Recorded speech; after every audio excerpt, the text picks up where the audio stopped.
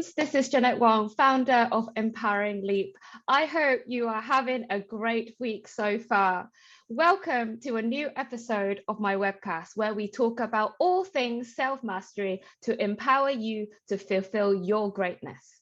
Today, I am so honored to have two amazing people with me. First, we've got Steve Rose, founder of fulfillmentfoundation.com. And also we all have Aaron Lee, golden nugget enthusiast and founder of Empower Yourself Fully. Hi guys, welcome to the webcast. Hi Jeanette. Hi Jeanette. So today we are talking about a deep topic, which is empowering ourselves to master our emotions.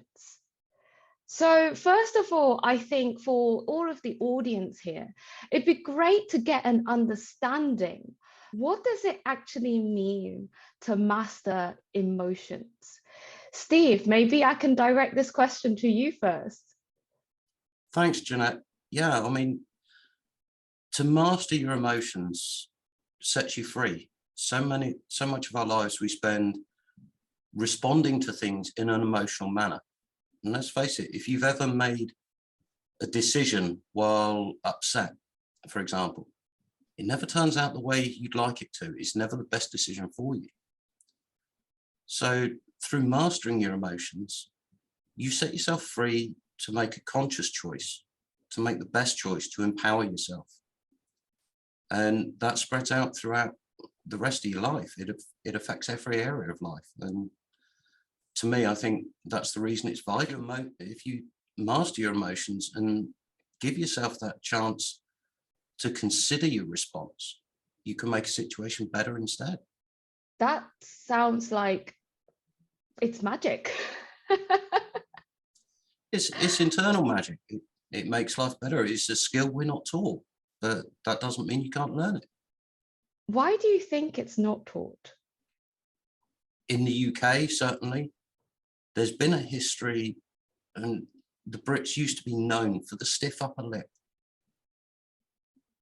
And as that faded away, people started not only experiencing their emotions, which is great, but that then led on to them getting caught up in their emotions and responding from them. And don't get me wrong, stiff upper lip attitude isn't healthy either. But I think there were elements in amongst that approach that benefited situations and benefited having the opportunity to have choice. Wow, so actually by mastering our emotions, we actually can get a freedom of choice. Definitely. That's a big, big comment.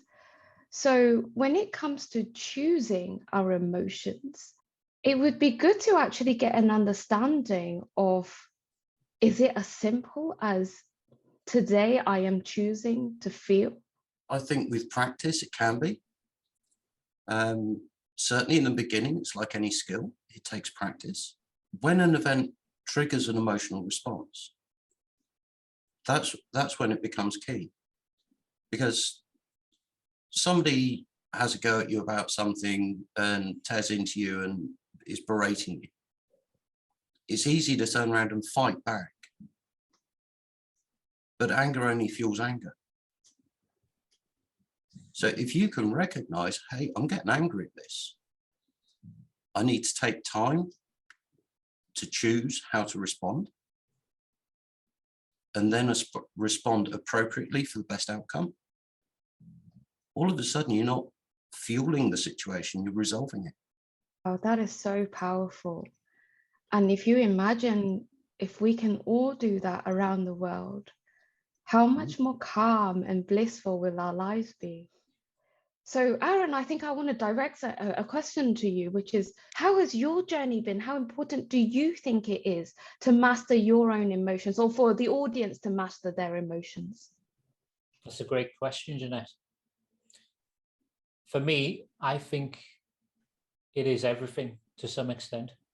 If you're someone like me who has unconsciously suppressed and repressed emotions, only for that then in time to come back and bite me in ways that I didn't even consciously realize. In my experience, having mastered emotions to an extent, it's still a journey for me. I wouldn't say that I'm 100% emotionally mastered, not that we can never be that, but I'm on the journey now.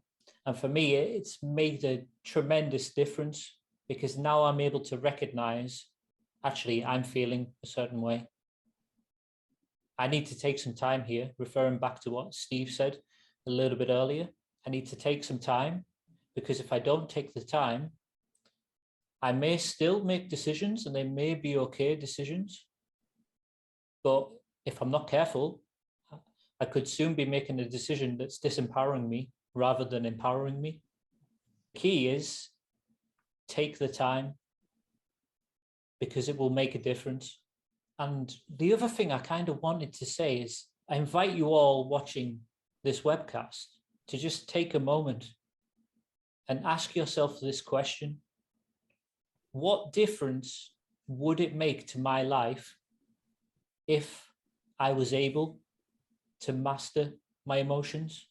And maybe write down a list of reasons, because once you've got a list of compelling reasons, then you're much more likely to take action. Don't know if that answers the question, Jeanette. It certainly does. And you've given us some amazing insights and even takeaways to have a think about, right? So having that question and taking the time to answer that question really helps with honing in on the why I should be doing this. Why should I spend more time doing this? Why should I spend time thinking about it and trying to do something so hard, right? It takes a lot of courage, but actually once we get to that, once we've been through that journey and we start seeing the light at the end of that tunnel, we start to be able to run and then to fly towards that the light, right? Because once you've seen the light, you can't go back. I certainly remember when throughout my whole life, I've had difficult situations. And growing up, I've always had this very mixed feelings and relationship with my mum, where I absolutely love her. And I'm so grateful to her for giving me the unconditional love and support. But I felt so guilty at all times. And this guilt really stuck with me for so long, and it was so detrimental to my life, actually, that it wasn't her fault or anything, but it was just all inside, this emotional inside me that stopped me and made me procrastinate again and again. And through mastering my own emotions, actually, now that you mention it, it was through mastering my own emotions that I was able to get to block out the guilt and block out the fear that I have of her, and open up and have that conversation to say to my mum, Mum, I'm so scared of starting my own business because I'm so afraid of disappointing you and Dad. For her to turn around and say, huh? You totally made that up. What are you talking about? I just said to my friends today how proud of you I am. And I've been saying that all your life. And I was like, huh? And that was such a great release to me. And all of my negative emotions or my fear and my guilt and all of that kind of thing just completely dissipated, because I was able to work on my emotions, master them, and turn that negativity into a positive energy to then push myself through and say, Mum, we need to have a chat. And yeah, now that you mentioned that, that gave me absolute freedom to then do what I was really meant to do, Steve. So thank you for bringing up that freedom, because and how amazing is it if everyone who's listening to this was able to master that and gain their own freedom? I just want to end with one final question to maybe to Aaron and maybe to Steve as well. How long do you think it takes to master emotions? Is there a time limit on this? So for me, I think it's dependent on the person and where they're at on their own journey. And ultimately, how open are they to mastering their emotions? And for me, that then brings up a subsequent question. Okay, I recognize the value of mastering emotions. I'm open to doing it. How willing am I to get started? How far am I willing to go? What do I want to do? Is it baby steps for me? Or do I need to take an action now?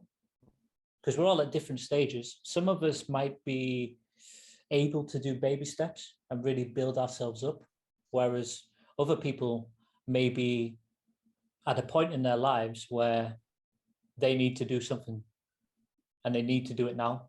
And if they don't do it, they're going to look back with regret. So that's my perspective on it, Jeanette. And for you, Steve? I think Aaron's hit some tremendous points there. My personal journey, I had to go all in. I used to have anger issues associated to things linked to my childhood and varying traumas. And I carried that with me. What I didn't realize until I'd started working on mastering my emotions and started gaining some traction and some progress was that actually you can do it retrospectively. And when you then start applying it to unfortunate or traumatic events in your past, you can undo the effects that they've had on you now. So it's a great healing tool. Well, thank you so much, guys. There's been so many golden nuggets today. It's been incredible. Thank you very much for your time and for joining the webcast. Thank you, everyone, for watching our webcast, and we will speak again soon. Bye for now. Bye. Bye.